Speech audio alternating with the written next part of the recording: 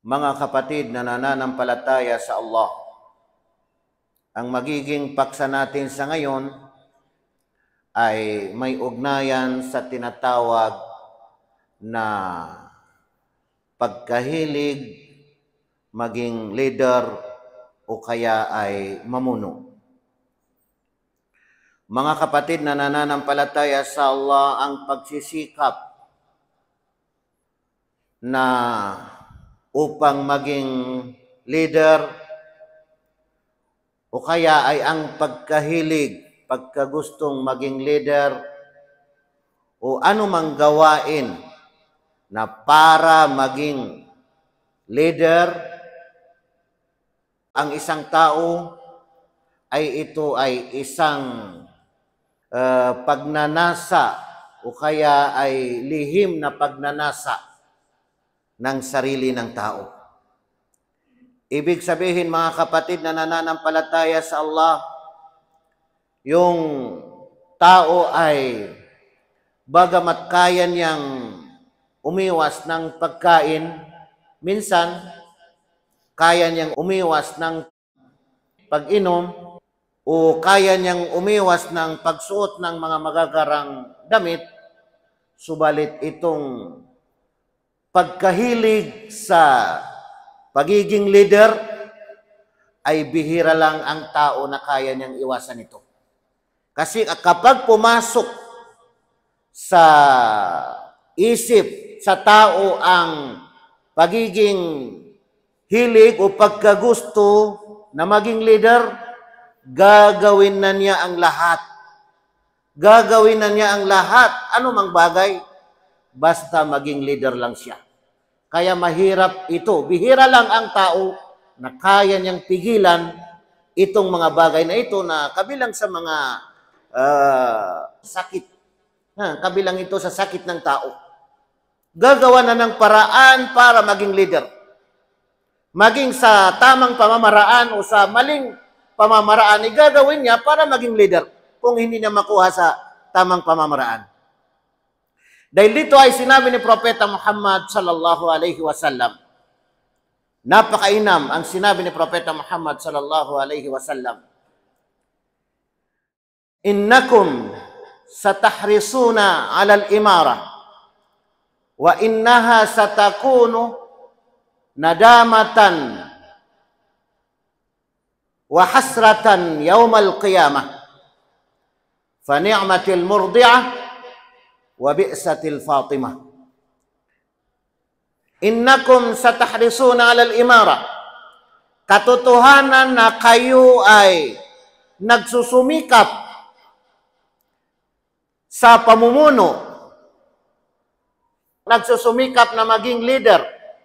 Para ito sa mga tao na mahilig, gustong-gusto maging leader. Kahit na alam niya na hindi siya ang karapat-dapat na maging leader, ay gusto pa rin niya. Kukunin pa rin niya. Hahanap ng paraan na makuha niya. Innakum satahrisuna 'alal imara wa innaha satakunu nadamatan wa hasratan yaumal qiyamah. At katotohanan na ito ay magiging isang nadama, pagsisisi, wa hasra, at paghihinagpis. Ibig sabihin ay kalungkutan. Sa bandang huli ay pagsisisi at paghihinagpis. Yaumal qiyamah, sa araw ng muling pagkabuhay. Fa ni'matil murdi'ah wa bi'satil fatimah. Tunay na napakainam ang pangangalaga ng ina at napakahirap ang paghihiwalay sa pangangalaga ng ina. Napakatalinghaga, mga kapatid na nananampalataya sa Allah. Anong ibig sabihin nito? Fa ni'matil murdi'ah. Tunay na napakainam ang pangangalaga ng ina. Ibig sabihin nito, mga kapatid, ay makikita natin sa pagpapaliwanag na yung tao na gustong-gusto maging leader, nais na maging leader ay parang sanggol na pinangangalagaan ng kanyang ina. Alagang-alaga talaga. Dahil sa mayroon kang pera, mayroon kang katanyagan, mayroon kang kapangyarihan, kaya para bagang ikaw ay isang sanggol na pinangangalagaan ng mabuti ng iyong ina. Wabi'satil Fatima, at napakahirap ang paghihiwalay sa pangangalaga ng ina. Kasi pag nawalan ka na, kapag hindi ka na leader, pag nawalan na sa iyo, ay napakahirap na. Mag-isa ka na kasi hindi ka na leader. Hindi ka tulad ng leader ka na talagang napakaraming nakabuntot sa iyo, alagang-alaga ka. Ngayon, hindi ka na leader, mag-isa ka na. Dito sa mundo, kadami-daming mga tao na kahit na alam niya na siya ay hindi karapat-dapat. Mas mayroong karapat-dapat. Pero gusto pa rin kunin, gusto pa rin agawin, gusto pa rin pasukin. Dahil dito mga kapatid, ano yung nakikita natin dito mga kapatid? Nandito na yung mga patayan, nandito na yung pag-aaway, nandito na yung hindi pagkakasundo, kahit na yung isang pamilya, hindi nagkakasundo. Yung isang baryo, nagpapatayan.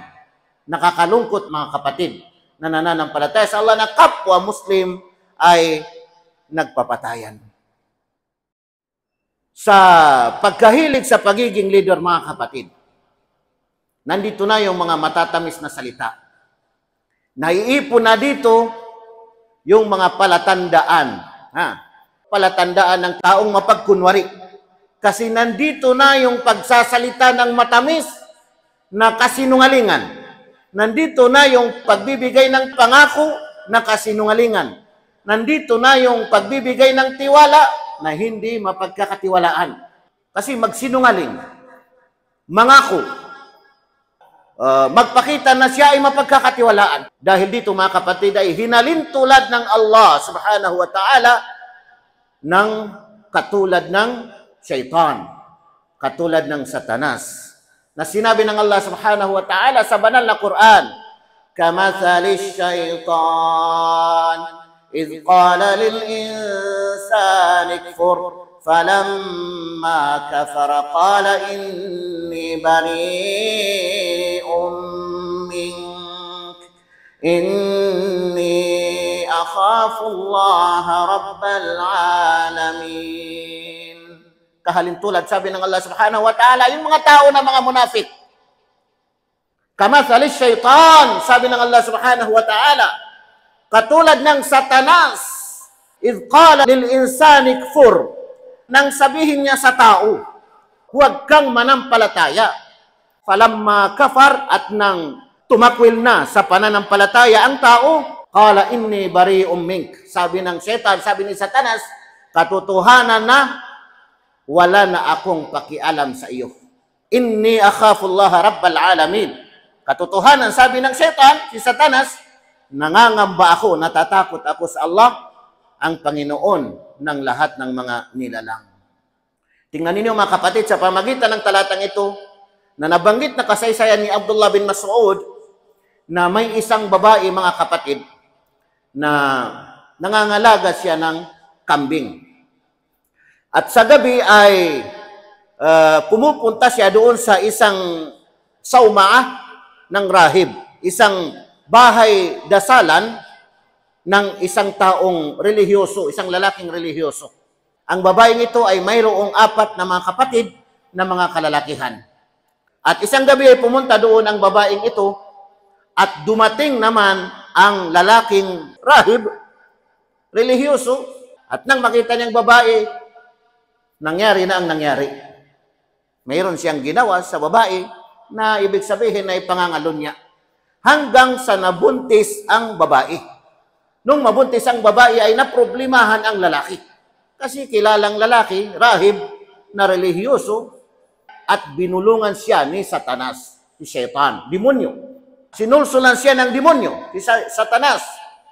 Sinabi niya, patayin mo ang babae at ilibing mo.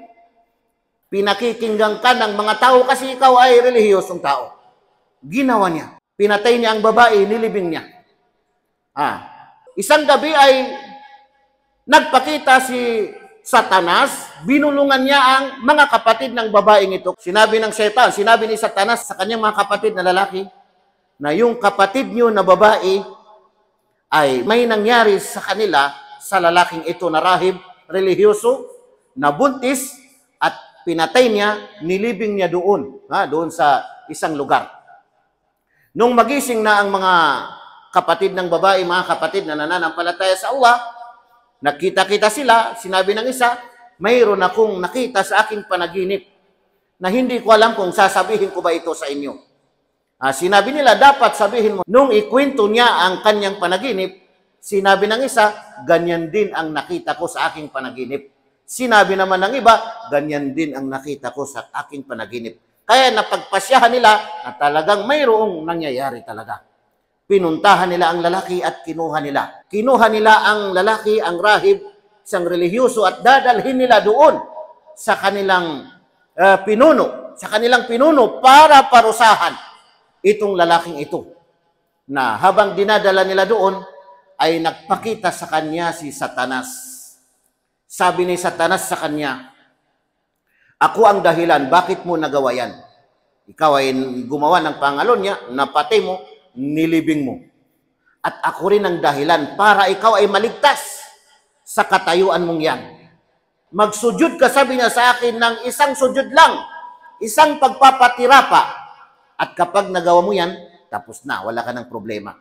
Tutulungan kita na maliligtas dyan. Ako lang ang makakaligtas sa iyo. Nagsujud, nagpatirapa ang lalaking ito sa kanya, at nang magpatirapa siya kay Satanas, sa Satan, at nakarating na ang lalaki doon sa kanilang leader, umalis na, tabarra minhu, umalis na si Satanas. Itinakwil na niya. Sabi niya, wala na akong pakialam sa iyo. Kinuha nila ang lalaki at pinatay na nila ang lalaki. Mga kapatid na nananampalataya sa Allah, dito pa lang sa mundo ay nakikita na natin ang resulta. Mga magkakapatid, mga magkakamag-anak, mga pamilya, isang baryo, isang probinsya, nagkakawatak-watak mga kapatid, nagpapatayan mga kapatid na nananampalataya sa Allah. Makikita natin ang mga talata sa banal na Quran na sinabi ng Allah subhanahu wa ta'ala, فَإِذَا جَاءَتِ الصَّاخَّةُ يَوْمَ يَفِرُّ الْمَرْءُ مِنْ أَخِيهِ وَأُمِّهِ وَأَبِيهِ وَصَاحِبَتِهِ وَبَنِيهِ لِكُلِّ امْرِئٍ مِّنْهُمْ يَوْمَئِذٍ شَأْنٌ يُغْنِيهِ فَإِذَا جَاءَتِ الصَّاخَّةُ. At kapag sumapit na, sabi ng Allah subhanahu wa ta'ala, ang pangalawang pag-ihip ng trumpeta. Kasi sa unang pag-ihip ng trumpeta ay mamamatay na lahat ng may buhay.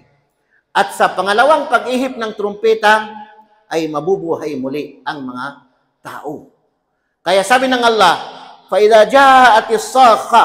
At kapag sumapit na ang pangalawang pag-ihip ng trumpeta sa araw ng muling pagkabuhay, yawma yafirrul mar'u min akhi, sa araw na ito ay tatakas na ang tao sa kanyang sariling kapatid.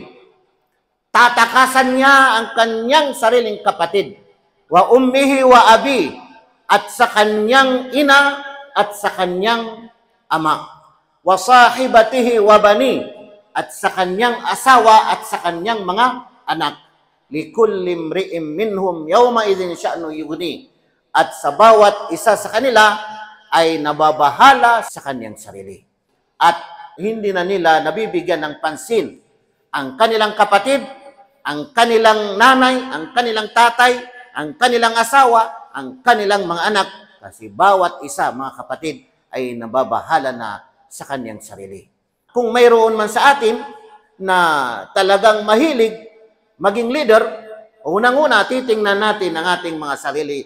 Kung tayo ba ang mas karapat-dapat na maluklok o kaya ay mas karapat-dapat ang ating kapwa.